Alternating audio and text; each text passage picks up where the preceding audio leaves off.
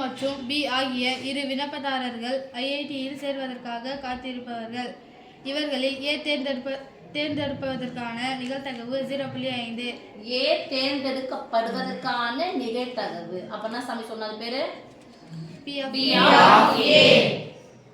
P of A equal to 0.5. அடுத்து ஏ மற்றும் B இருவரும் தேர்ந்தெடுக்கப்படுவதற்கான நிகழ்தகவு 0.3 எனில் ஏ மற்றும் பி. ஏ மற்றும் போட்டா என்ன பண்ணோம்?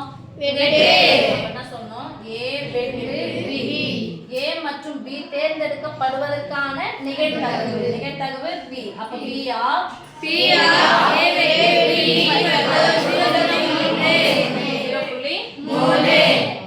பி தேர்ந்தெடுக்கப்படுவதற்கான அதிகபட்ச நிகழ்தகவு 0.8 என நிரூபிக்கவும்.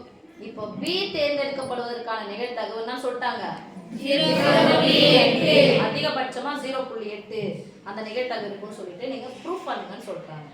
அப்போ நம்ம ப்ரூஃப் பண்ணணும் அப்படின்னு சொன்னா உறுதியான நிகழ்ச்சியின் நிகழ்தகவு என்ன? 1 அல்லது 1 விட எப்படி இருக்கணும்? குறைவா. உறுதியான நிகழ்ச்சி நிகழ்தகவு 1.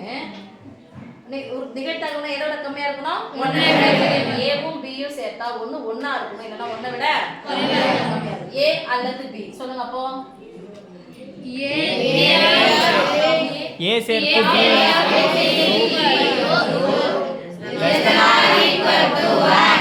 ஒன்னா இருக்கணும் அல்லது 1 விட கம்மியா இருக்கணும்.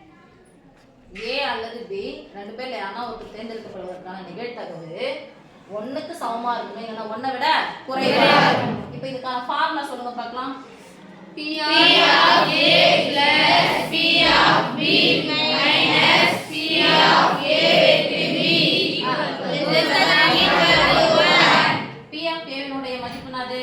0.5 plus P of B minus இததான் கேக்குறாங்க. B தேர்ந்தெடுக்கப்படுவதற்கான நிகழ்தகவுன்னு சொல்லிட்டு இததான் கேக்குறாங்க. minus P of A with B மதிப்பு 0.2 நம்பர் பாருங்க 0.5 ல இருந்து 0.3 கழிச்சா 0.2 plus P of B less than or equal to 1.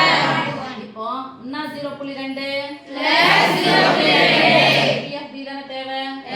என்ன P of B plus P of B 0.2 சமக்குறிக்கு அந்த பக்கமா போனா minus 0.2 என்னலாம் போட்டுருக்கேன் பாருங்க. இங்க மட்டும் என்ன இருக்கும்? P of B equal to P of B less than or equal to 1 அப்படிங்கிறதுனா சமீங்க புள்ளி வந்துச்சுனா 1 எப்படி சொல்லணும்? முழு எண்ணுல 1.0 10 ஞாபகம் வச்சுக்கிறீங்களா?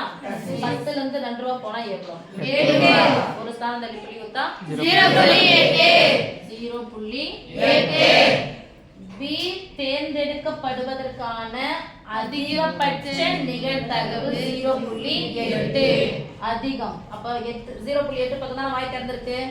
அப்போ B சூஸ் பண்ணனும் அப்படி சொன்னா அதிகபட்சமான நிகழ்தகவு எவ்வளவுப்பா? 0.8 அத நிரூபிச்சாச்சா? அப்ப தான் சொல்றோம் hence